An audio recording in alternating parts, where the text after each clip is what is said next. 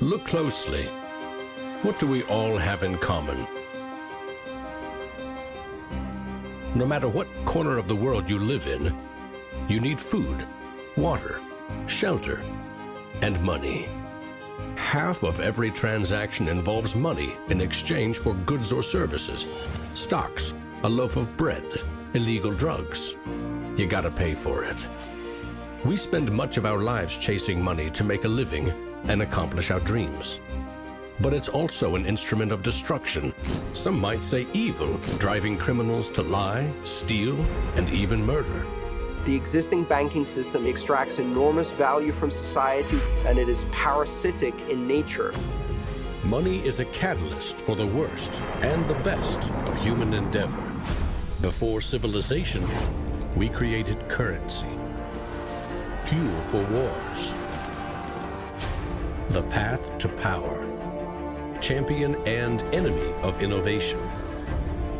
Money is so integral to our society and our global economy that its true nature remains a mystery to most. This is the story of money, perhaps the end of money as we know it. No matter how fat your bank account or how thin your wallet, to us it's all cold hard cash. There are some who want to kill it. Get rid of it. Burn your dollars, your euros, your yen, and transform every penny you have into ones and zeros, digital currency. Entrust it to the web and computers spread across the planet. Magic internet money.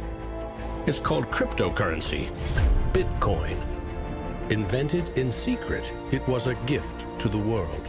It's not just a currency, but it's actually programmable money. A potential curse on bankers. And there's nothing that the big banks or politicians can do to stop it. Breaking every government's grip on money supply. What the internet did for information, Bitcoin is doing for money. Could it be the new gold?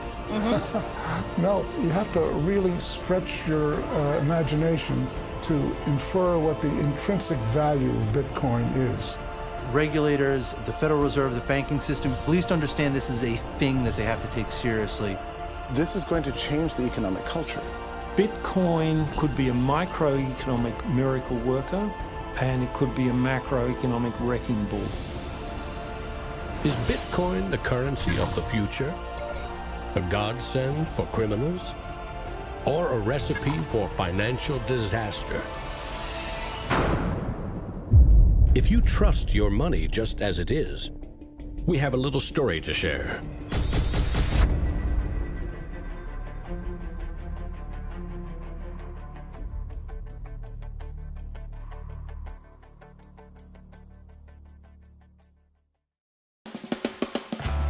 Once upon a time, there was a big party with everyone standing around the punch bowl, drunk.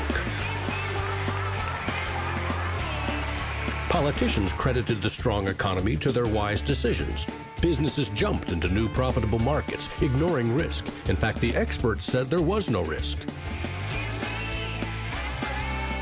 Then, troubling market data from minor countries spooked the markets.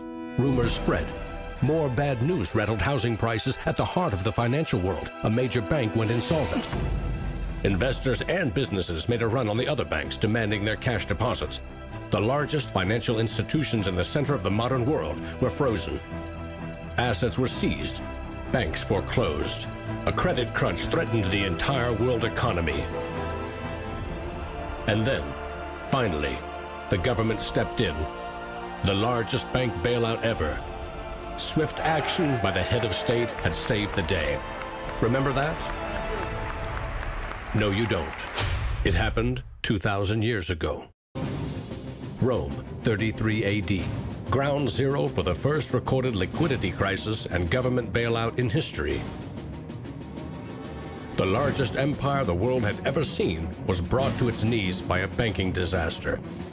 Emperor Tiberius used money from the national treasury to bail out the country's troubled banks and companies. History may not repeat itself, but it certainly rhymes. Badly. People in power and their money have always been at the very center of it.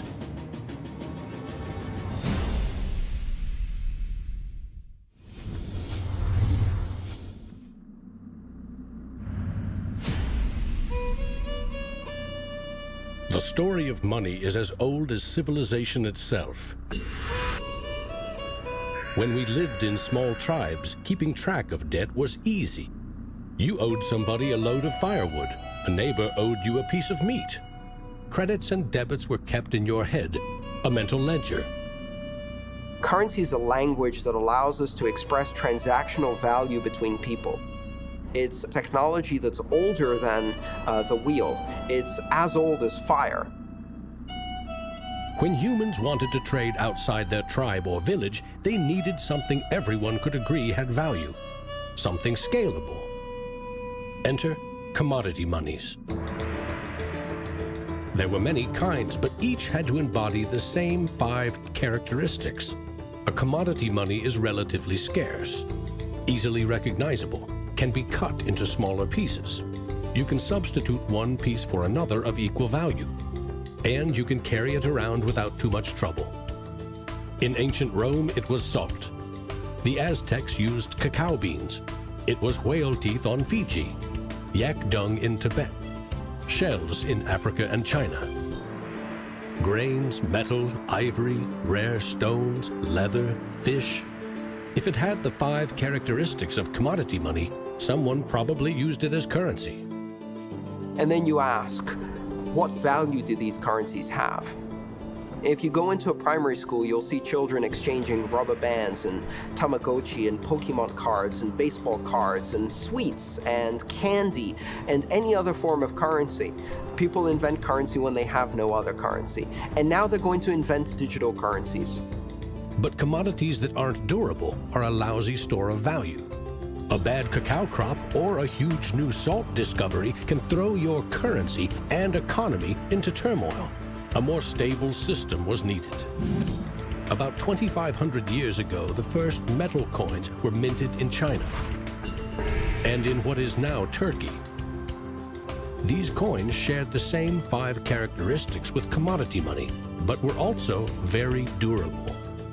In some cases, coins are the only thing left of entire civilizations. Money does not originate with governments. Money arises naturally as markets begin to develop and as people with a division of labor realize that if I have eggs and you have a cow, we may need some medium of exchange in order for you to buy my eggs or for me to buy your cow. Coins were an objective and universal unit of account, and they allowed people to buy and sell goods over vast regions. The market economy was born. Coins worked, but only if people trusted that the king or emperor who issued them wasn't cheating on the metal content. Using coins also meant that an authority now controlled the supply of your currency. Money and political power were inextricably linked, centralized. Minting coins in a steady and predictable manner allowed economic growth and stability. The Wushu coin in China retained its value for 500 years. In Constantinople, the solidus lasted for 700 years. But in those times, the coins didn't have the milled, this sort of milled edge. They were flat, and what used to happen was as coins were passing from people to people, people would cut little bits off. And in fact, in some of the taxation that the kings would do would actually be take 1/8 of the coin off. Taxes built castles and financed military campaigns, expensive hobbies. Soon, royal mints were substituting cheaper metals for silver and gold. This is called debasement, and Europe's kings made a habit of it. The currency of France was debased every 20 months for 200 years. If no one can trust the gold or silver content of your coins, how can you trade with other countries? International merchants found a solution. They recognized that one person's debt has value. It can be traded or transferred. When those IOUs came from reputable sources, they could be used as a form of money, paper money. This money was not based on hard commodities or metal, but instead on someone's promise to pay. Merchant families like the Medici in 15th century Florence acted as clearinghouses for these IOUs. It worked like this. an English trader ordered a shipment of Italian cloth from the Medici for 100 gold coins. His promise to pay the Medici was put on paper. Meanwhile, the Medici owed 100 gold coins to another trading partner for delivery of wine from France. The parties didn't go to the expense of transporting and exchanging gold coins. Instead, the paper was transferred. Everyone agreed that the paper had value, 100 gold coins, but only because everyone trusted the Medici as solvent middlemen. They had created a paper money machine. Within a few generations, they rose from low crime to high finance. Their great wealth helped fuel the Italian Renaissance and elevated the family to levels of enormous political power. The power to marry into royal families and get elected as popes. The ties binding money to power, politics, and influence now ran through church and state. Merchants had proven that creating paper currency could be wildly profitable. Goldsmiths wanted in on the action. Imagine it like this: if the goldsmith had seen over a period of time that some of the coins he was storing for people were gathering dust, the people who owned them don't need them right now. So what if I go and lend them out into the community and I charge them interest on this loan? So he starts out lending some of these gold coins, and then later he realizes actually people don't even want the gold coins, they just want the piece of paper that says the gold coins are in the bank and with the goldsmith. So I can now make a loan with these pieces of paper, and whatever I write on a piece of paper, as long as people trust me, they'll trust the paper. And effectively the goldsmiths and the early day bankers, they had literally acquired the power to print money. More and more private paper money from merchants and banks circulated and began to rival the crown's coins. The power inherent in controlling and issuing money began slipping away from the rulers. They couldn't tax or debase this new kind of money, but they had bigger ambitions than ever with trading posts, colonies, and empires that now stretched across the globe. For centuries, European countries would take turns building massive fleets and waging war on each other to rule the world.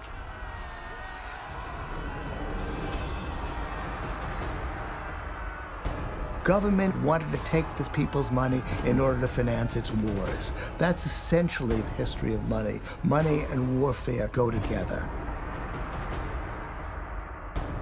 War is expensive.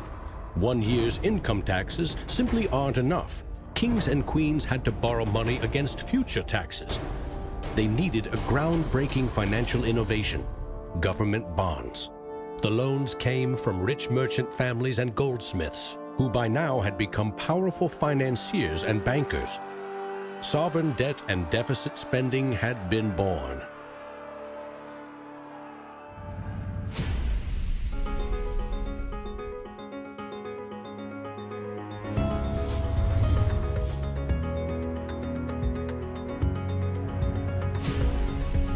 In 1694, the Bank of England was established to fund a war against France. England's central bank was privately owned and granted the monopoly to issue banknotes, paper that could be redeemed for an equal amount of gold from the government coffers. The central bank soon also managed the entire debt of the crown. Money has been a tool of sovereignty for centuries. Being able to issue currency gave you the power, but it also gave the value to that monetary supply by backing it with a force of state, with essentially the debt of state. When the U.S. won independence from Britain, the first article of the new Constitution gave Congress the exclusive right to coin money. This currency's value was tied to gold in government vaults. From 1781 until the Panic of 1907, the financial system of the U.S. was an economic petri dish. Brief central banks, state banks, private currency, government currency, depressions, strong growth, recessions, regular boom and bust cycles. The long term, as far as capital is concerned, people want predictability. People want stability. From the back of that, they can plan. Now, it's very hard to plan in the long term with such a level of volatility. In 1913, bankers and politicians decided that it was in the country's best interest, and theirs, to have a permanent central bank. They created the Federal Reserve. Among its jobs, expand or contract the supply of a single national currency, the Federal Reserve note. The dollar was tied to gold, and strategic control of it would avoid booms that lead to busts. At least that was the plan. Then came 1929.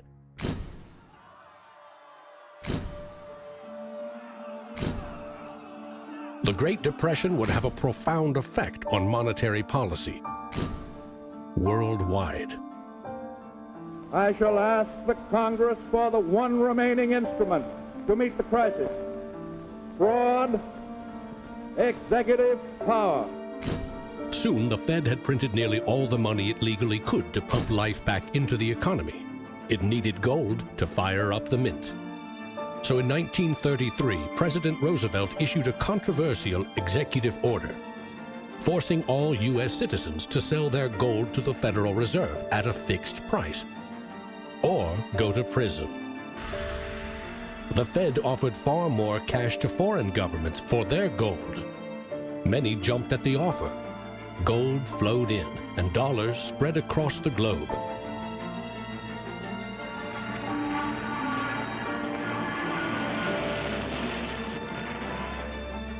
World War II devastated nearly every major economy, except the United States.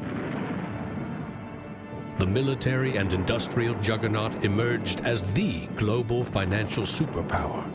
The dollar had become the world's most stable and trusted currency. Other countries pegged their currency to the dollar, which could still be redeemed for gold. In fact, the U.S. owned more than half of the world's gold reserves. In the next few decades, more dollars flowed to foreign countries. Governments began debasing their coins with cheaper metals and printing more of their own currency than they had in gold. The bond between precious metals and paper currency was cracking.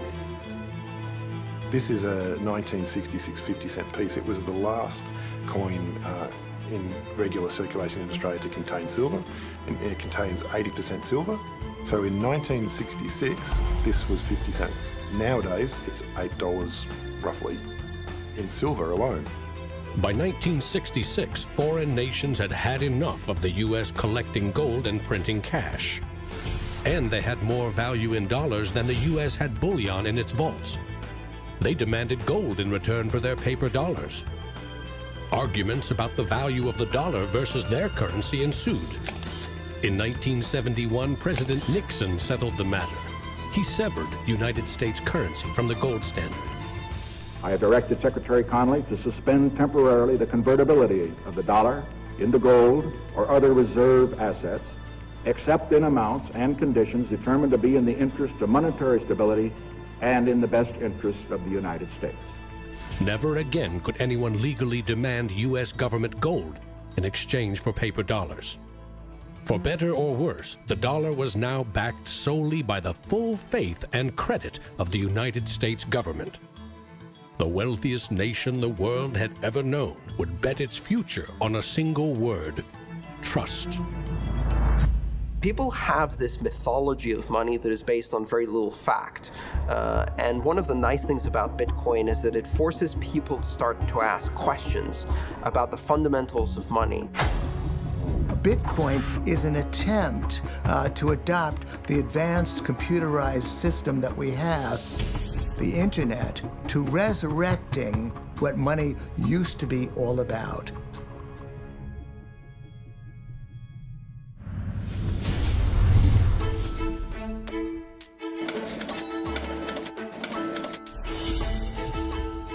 I think our dollar policies, our monetary policies, our fiscal policies have absolutely created a nation of debtors. Not just personal debt, not just corporate debt, but government debt. I mean, you have to look at those all together as one big thing. What is the wealth of the nation? Well, the wealth of the nation is a gigantic hole of money that we owe to the rest of the world that is never going to be paid back. Today, the United States pays more than $400 billion in interest to its creditors every year. When a government spends more money than it collects in taxes, it simply borrows more, or it creates more.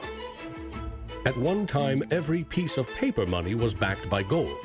Remember, for every $20 bill, there was $20 worth of gold in the government vault. Not anymore. Today, governments create currency by first creating bonds or treasury bills. These bonds are sold in the market, generating funds for the government that issued them. Large banks buy U.S. bonds to flip them, selling them to the Federal Reserve at a profit. This is the magic money machine.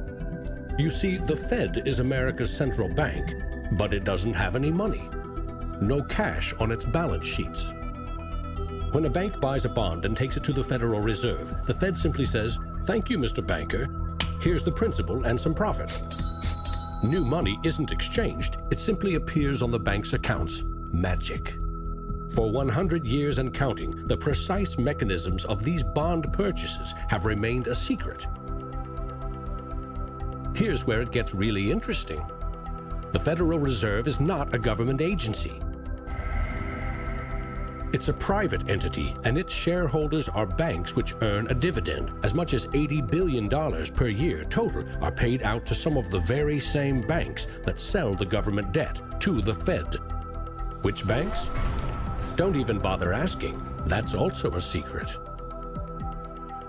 In other words, the magic money machine answers to no one. The Fed also sets the bar for how much interest you pay for a car, home, or business loan. The Federal Reserve has been given the impossible task of trying to run the credit and monetary system as though we are the Soviet Union. It's the central planner for the key aspect of capitalism, which is how money and credit is allocated. The Federal Reserve, on balance, does not help the economy. On balance, it hurts the economy. And it's bound to make mistakes, even with the best of intentions. The Fed is also supposed to boost employment with low interest rates, encouraging people and businesses to buy more goods and services. Governments getting involved in money is a good thing, and it's also a bad thing. It's a good thing because money is the arteries of the economy, the blood supply of the economy. Markets are subject to bouts of euphoria and despair, and it makes sense for governments to back currency and manipulate it. Moving the money supply up and down is the most powerful way to sedate that boom and bust cycle. Manipulating the supply of money has short-term and long-term consequences.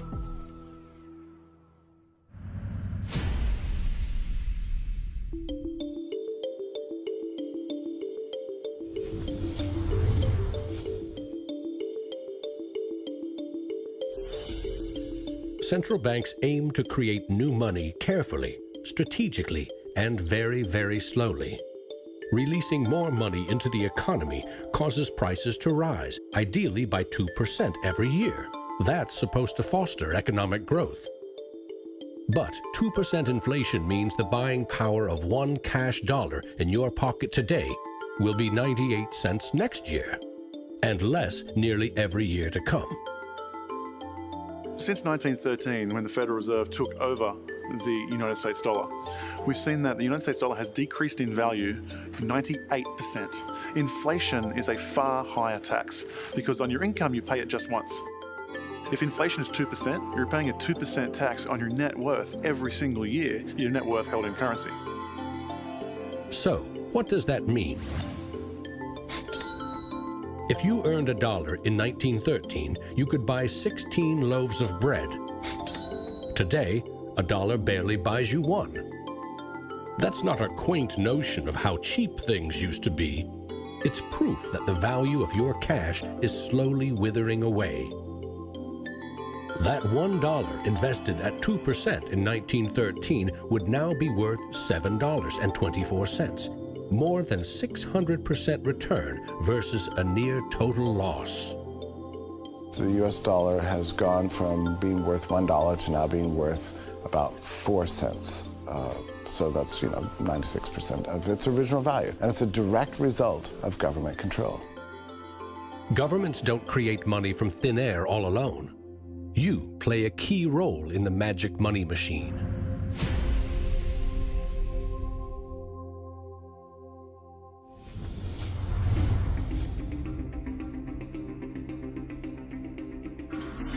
It's not really the central banks that are the problem. I mean, they're part of the problem, but the real problem is that we've given the power to create money to the same banks that caused the financial crisis. We put our paychecks and savings into a bank account and draw from it as we need it. The banks are custodians of our money. Right? Wrong. It is now the property of the bank on their balance sheets. They can do just about anything they want with it. For example, create new money. Here's how. Your bank account shows $100, but the bank only holds $3 and loans $97 to Bob to buy something. In the bank's computers, you still have $100 in your account, but Bob now has $97 of new virtual money in his account, just digits on a computer screen. There's no cash, no gold, or anything else backing up the new numbers in Bob's account. Just his promise to pay it back. This is new money created as debt. When those $97 are spent, say in a shop, the shop owner deposits into another bank, and it is lent out again, and again, and again. And each of these people have numbers in their accounts showing that they own this money. So your original $100 has multiplied. Now there are over $3,300 in the system. This process of loaning out far more money than a bank actually has as cash on hand is called fractional reserve banking. In the UK, 97% of the money that exists is just numbers in a computer system, and those numbers are created by the banks. Banks earn untold billions in interest every year by creating and lending virtual money. What's more, banks don't even need your deposit to create new money. If they consider someone credit-worthy for a loan, they can put new magic money into his or her account and start charging interest. So reporters talk about Bitcoin as though it's the first digital currency. But actually, we use digital currency every time you make a transaction through internet banking or through your bank card. Actually, it's not even just digital currency, it's digital currency that is created by the banks, essentially out of nothing. In other words, all new money is debt. This is the part of money creation that isn't taught in economics class. Money in paychecks, bank accounts, 401ks, that loan to Bob, credit card debt, your home loan, all began life as virtual money created by the banks. The entire system is based on trust. Trust in the bank's solvency. Trust in the debtor's ability to repay their debt. If all bank customers demanded just 3% of their deposits right now in cash, this run on the banks would reveal the truth. Almost none of that paper currency you think is in your bank account exists. It never did. Remember the drunken party? Our financial crisis had everything to do with virtual dollars. Too many people with very little income borrowed a lot of money they could never repay. But the banks didn't care. They didn't have to. They quickly made and sold shaky loans to someone else for a profit. And I got them all approved. Hey! Apply now. Selling bad loans was a good business until the whole thing blew up in a global financial crisis.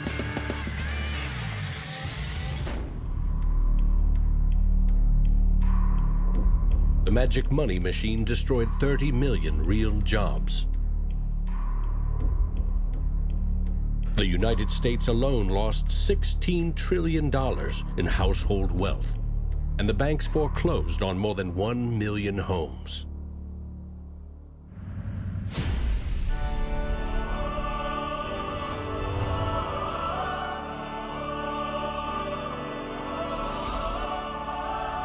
Selling subprime loans and betting they will fail may not be sacred, but it is lucrative. As much as 1/4 of our best and brightest are being lured by the siren call of the money machine. Instead of science, engineering, or medicine, they chose a career betting with other people's money. To get rich quick, very rich. And sometimes they take shortcuts. Getting by on a nickel and a dime. Money has a funny way of bringing us down. They say it makes the world go round and around. My ancestors in Greece talked about the corrupting influence of power. And nothing has changed in these 3,000 years. When you give control over massive amounts of money to a few individuals, they will take advantage of that control.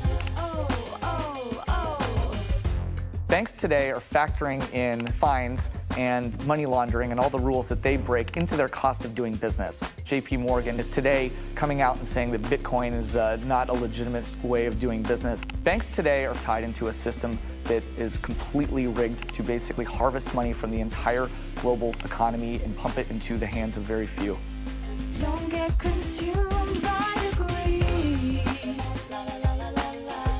The existing banking system is cozy, it's captured the regulators, it extracts enormous value from society without delivering anything in return, and it is parasitic in nature. The banks play a very pivotal role in an economy. You look at any successful economy, it has successful banks. There's a very close correlation with banking profits and the economy as a whole. In medieval Europe, a banker who couldn't repay depositors was hanged. Today, that same banker would get bailed out, paid bonuses, and enjoy some tax benefits too. To date, no senior U.S. banking executive has been charged for selling the bad loans that fueled the Great Recession.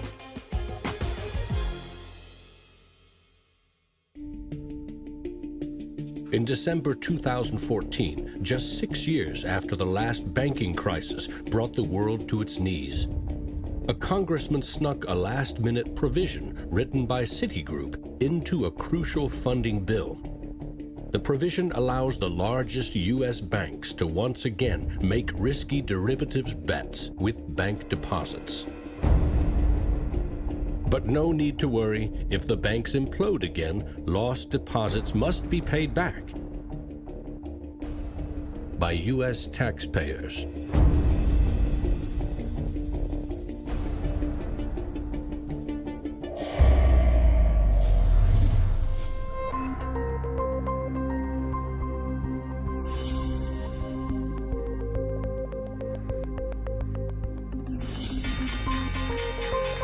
Today's financial innovators package assets in ever more complex ways, slicing, dicing, securitizing, always using someone else's money.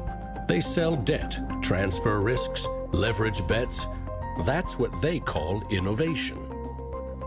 When you're talking about financial innovation, Bitcoin certainly is a very good example of innovation.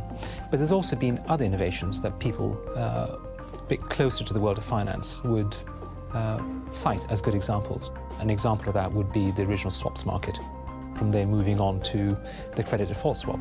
It is an excellent example of financial innovation, but also if it's used incorrectly, it can create a lot of problems, as we've just seen. History teaches that the most revolutionary and disruptive innovation nearly always comes from the fringe, not from corporate cubicles. True innovators see the world differently. They see the big picture, creating new products and entire systems that lead to new industries. Steve Jobs called them the square cogs in round holes. It's unsurprising that new innovations always come from a niche group of early adopters because it is inherently very hard for many people to realize the benefits of new technologies. In 2011, most Bitcoin community people were either people from the technology space, the geeks and hackers, or people from the traditional financial industry. There are even some bankers and hedge fund traders using Bitcoinica at that time as well, which was really surprising to me. A radical new idea is often met with skepticism, ridicule, even hostility from those who stand to lose the most from its success.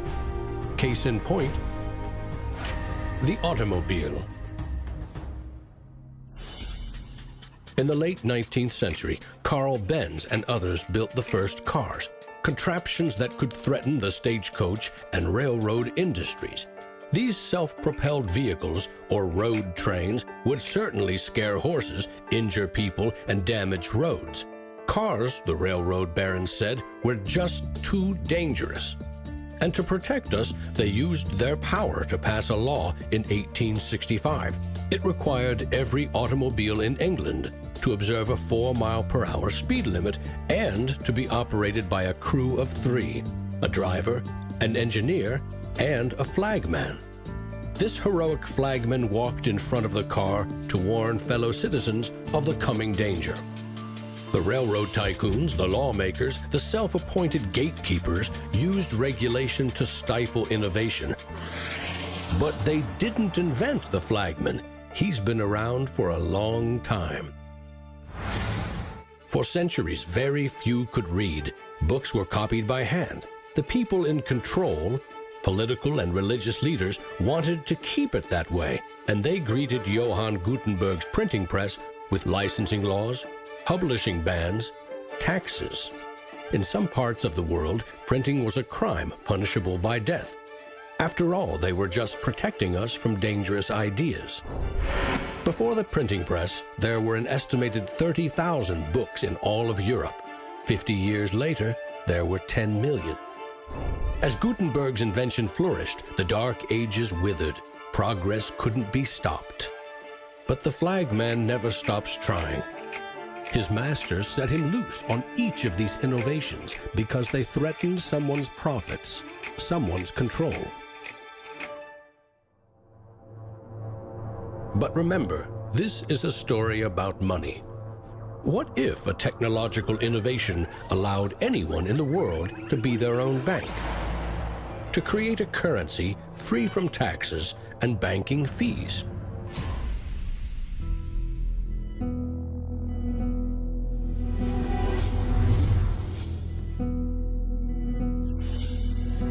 The U.S. Constitution forbids citizens from printing or minting their own currency, competing with or undercutting reliance on the U.S. dollar. In 1998, Bernard von Nothaus decided to test the resolve of the federal government. The Liberty Dollar was available in gold, silver, platinum, and copper. It was available in 3 forms, both in specie, in other words, gold and silver, in paper, as warehouse receipts, and in digital form.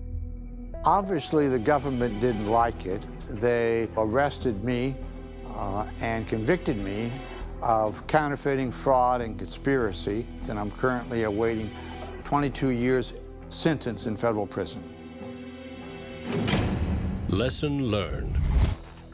At a hackers convention in the Netherlands, there was a young hacker there who used the alias of Satoshi Nakamoto. And he talked to a friend of mine, and he identified the Liberty Dollar and me as inspiring him to create a new currency. Bernard von Nothaus's arrest for creating private money may also have inspired Bitcoin's inventor to keep a lower profile, publishing the invention under an alias and vanishing. Part of me is interested to know who Satoshi is. Maybe that's part of the mystique of the story. It's completely irrelevant to the functioning of Bitcoin because we have the code to read, but it would be kind of fun to know. Who is Archimedes? Who is Euclid? We don't know. We don't know if Euclid was one person or multiple people. And you know what? It doesn't matter.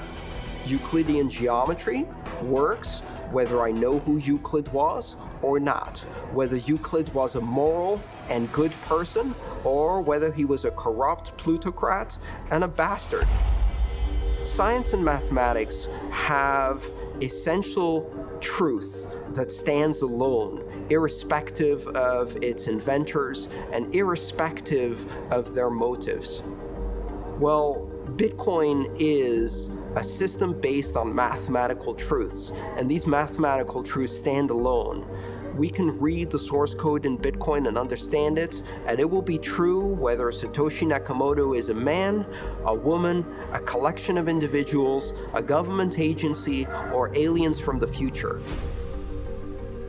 Bitcoin is digital currency and computer software.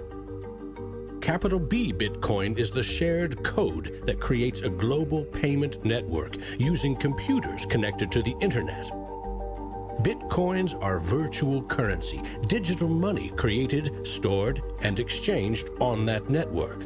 But unlike virtual dollars created by a banker, this new currency was created with math by an anonymous inventor. Bitcoin is an open-source software protocol like much of the code supporting the internet and email. Open source means anyone, everyone, can use the protocol. No one person or company can control it. Every change to the software is public, open, and transparent. The code was first developed by Satoshi.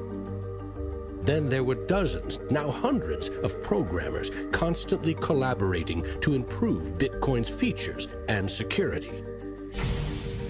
So what makes Bitcoin a breakthrough? It tackles an ancient human dilemma and solves a computer science problem. Any shared information or data can be flawed, corrupted. Anything can be faked. How do we know that what we're receiving can be trusted? In our traditional mindset, it's very important to know who is behind this currency because their reputation is significant in knowing that our funds and the true wealth is actually safe. In finance, we rely on trusted third parties like banks, credit card companies, remittance services. They keep track of money as it moves from one account to another, and they charge us handsomely for it.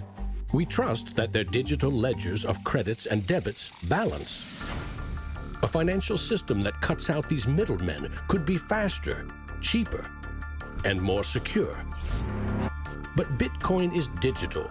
Music and movies are easily pirated, copied, stolen. How can a digital currency retain value if anyone can make 1 million copies? The answer is at the core of Satoshi's invention. A Bitcoin is not a file on a computer. It's an entry in the publicly distributed database called the blockchain. Just as the Medici kept a ledger of credits and debits, today's banks record each transaction as a plus and minus in their ledgers. Now we call them databases. Bank accounts are replaced by a digital wallet that you alone control. Bitcoin's ledger is the blockchain, a record of every Bitcoin in existence and every Bitcoin transaction ever made.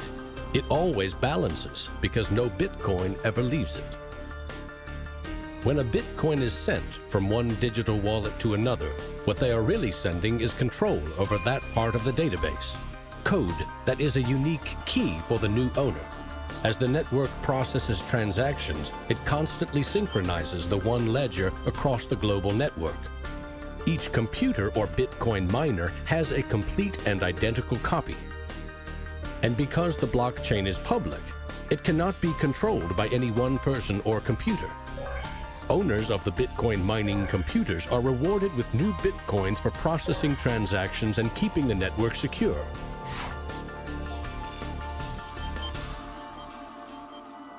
In other words, the Bitcoin network replaces banks and bankers.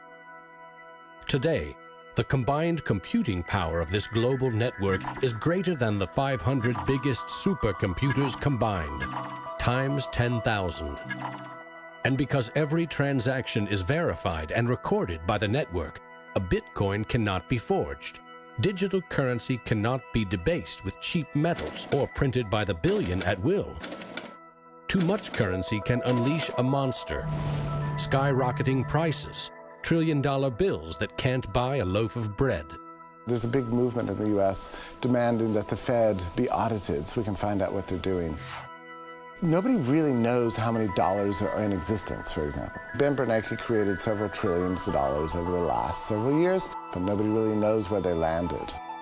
At any time, for any reason, the central banks can print as much money as they want. They call it fancy things like quantitative easing.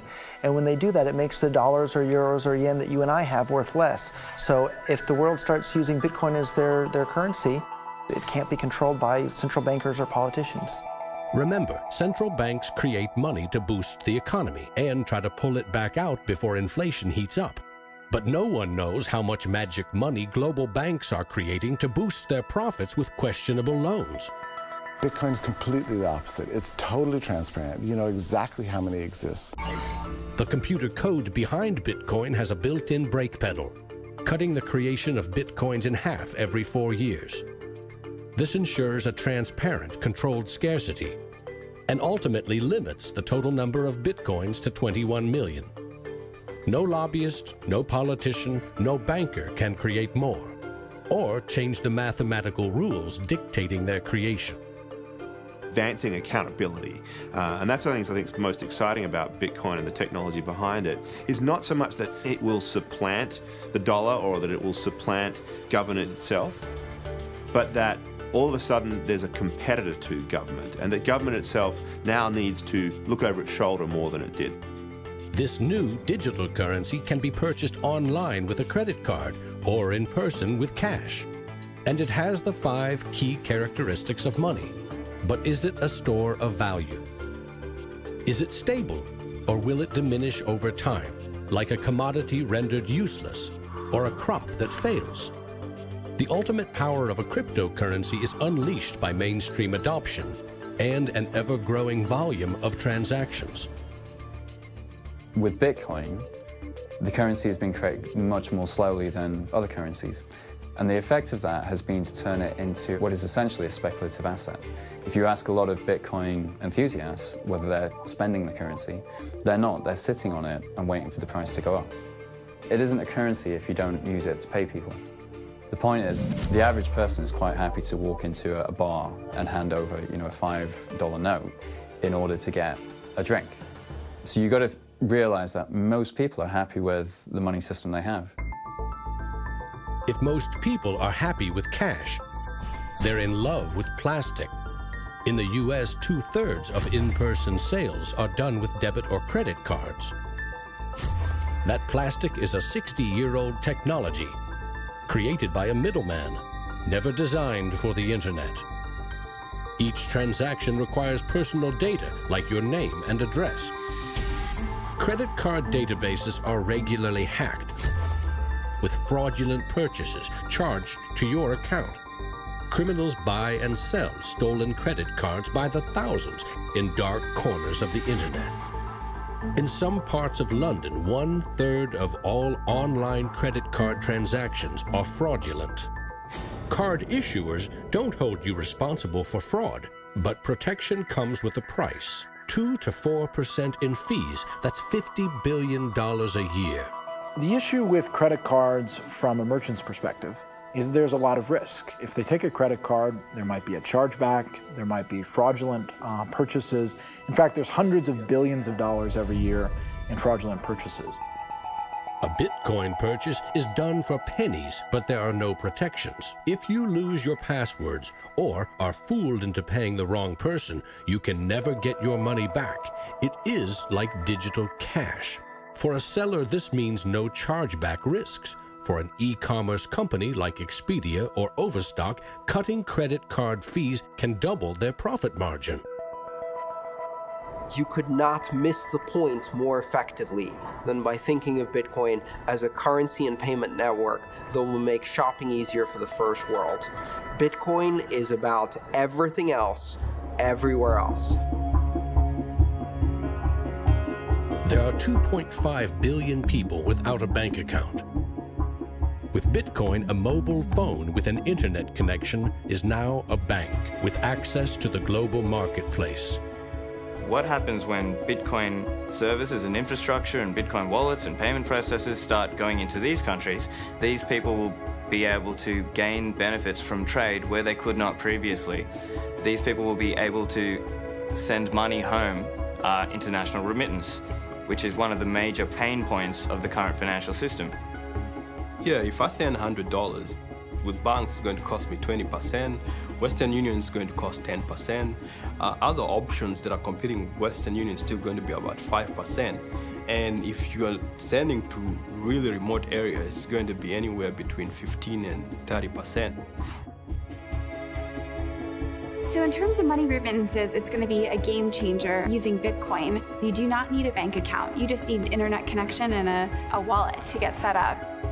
It's a tool to give people an access into the global ecosystem and give them a promise for an economic future, and specifically provide a way for them to not be dependent on a government that could shut down their bank accounts or even could go into their bank accounts and take out finances.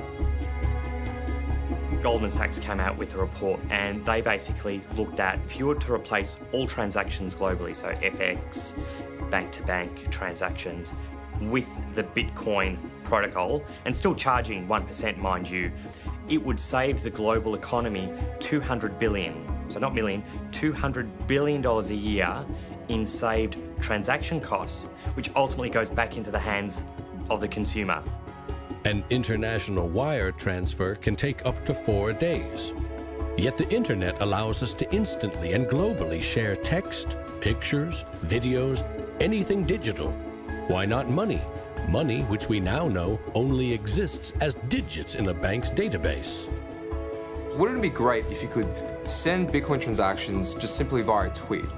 For example, you would say at the end of money, $1 worth of Bitcoin.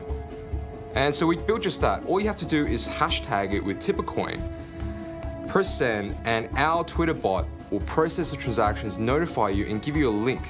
And this will allow you to either withdraw your Bitcoins or send it to someone else. With Bitcoin, you can send $1 or $1 million worth of value anywhere in the world. You can do it for free, or you pay the Bitcoin network fee, which is still just around a penny. And there's nothing that the big banks or politicians can do to stop it.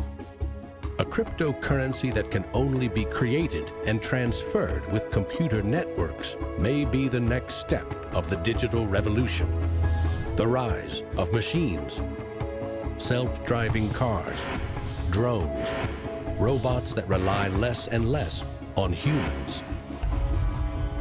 What I often think is that the future of Bitcoin or digital currency from a broader perspective is really about machine-to-machine payments. So by the time you have an unmanned taxi driving you around New York and then going to power up at an unmanned power station or going to get repairs at an unmanned auto shop, you'll see the machine-to-machine payments done with some sort of digital currency.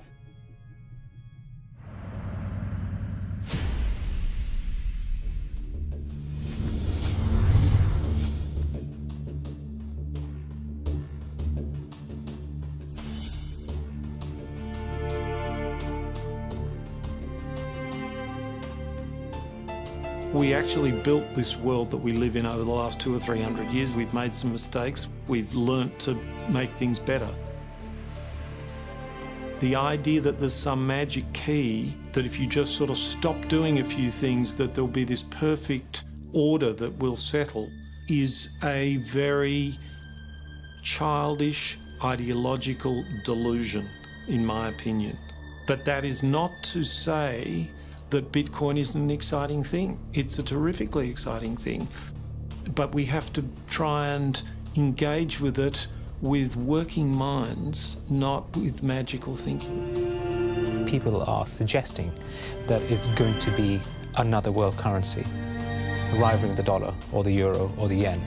I think that's not going to happen. I prefer to trust the banks or the central government compared to the Bitcoin is because someone's accountable. Whereas with the Bitcoin, it's completely deregulated. There's no central control. There's no one held accountable. It is a free float. It's purely demand and supply driven. Mr. Williams? So clearly this is not a currency. Currencies don't behave like this. But what this is a high-risk speculative commodity. So for the entrepreneurs, the bankers, the governments, and everyone else studying and watching Bitcoin, all I have to say is that there will probably be a lot of volatility and an upward trajectory, and to buckle up.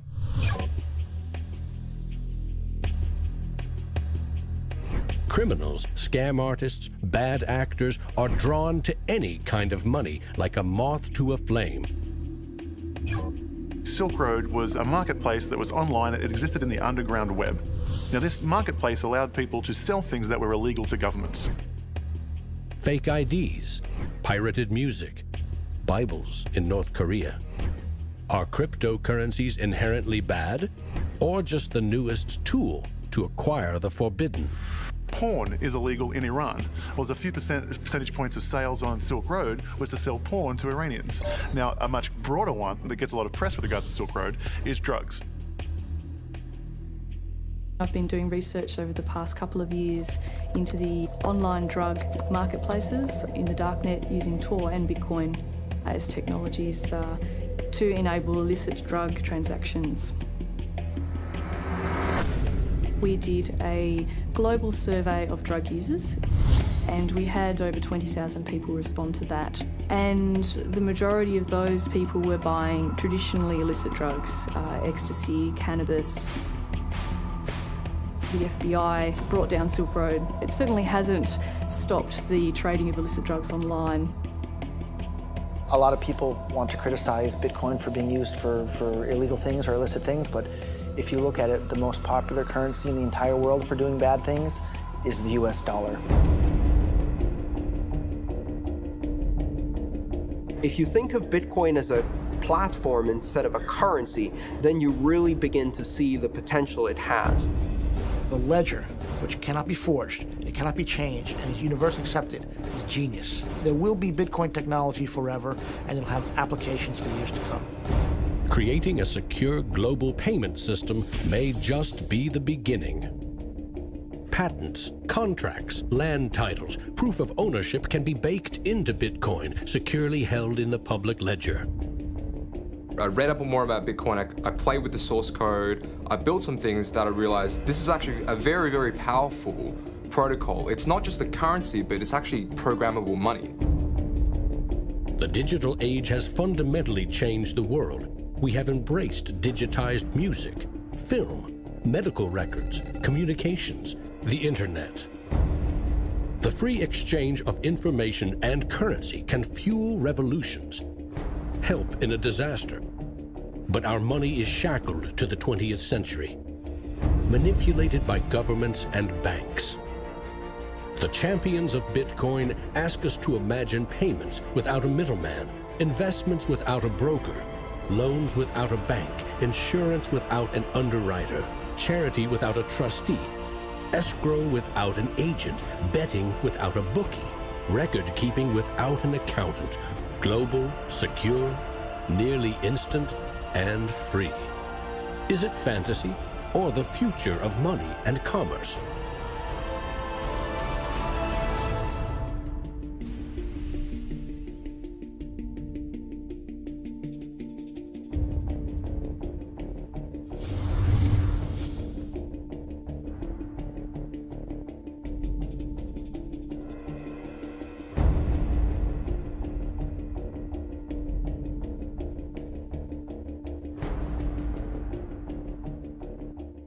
I love Bitcoins. I'm really into Bitcoin. Well, Satoshi Nakamoto, that's a name I love to say.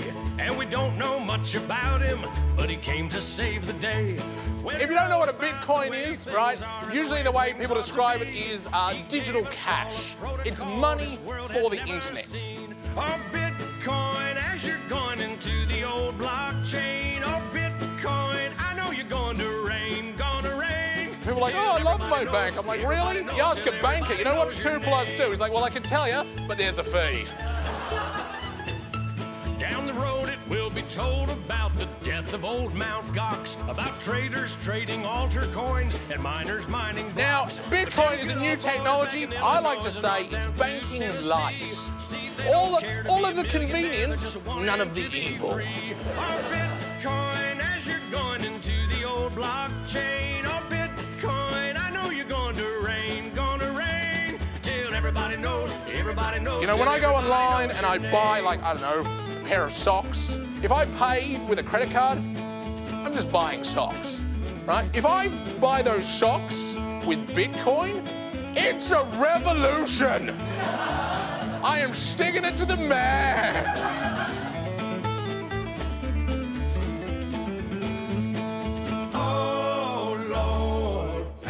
Me some more. There's always people who are not ready to get into the new technology. You know, like when the internet came out, there was people going, nah, I don't think this is going to be popular. And then email came out, and people were like, nah, this isn't going to catch on. And now Bitcoin comes out, people are like, I don't think, I'm like, aren't you sick of being wrong? Get on this train, you know?